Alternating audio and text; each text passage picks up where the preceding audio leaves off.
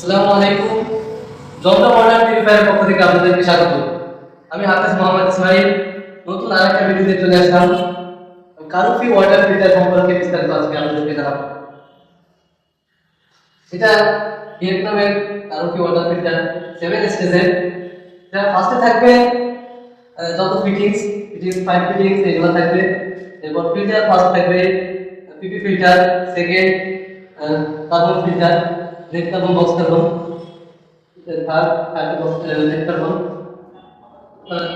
পরে থাকবে manual reverse osmosis, পিছনে একটা ম্যানুয়াল আছে।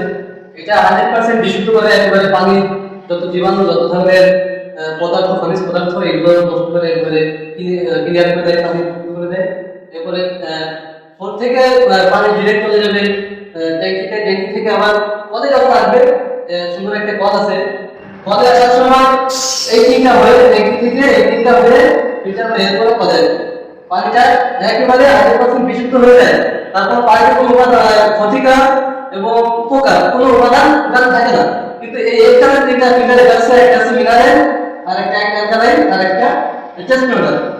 এই তিনটা আছে পানির স্বাদটা বাড়ানোর জন্য। মিনারেল শরীরে আমাদের শরীরের জন্য প্রয়োজন, অ্যালকালাইন এগুলো শরীরে যে মিনারেল প্রয়োজন হয় এগুলোর জন্য এই তিনটা অ্যাড করা আছে।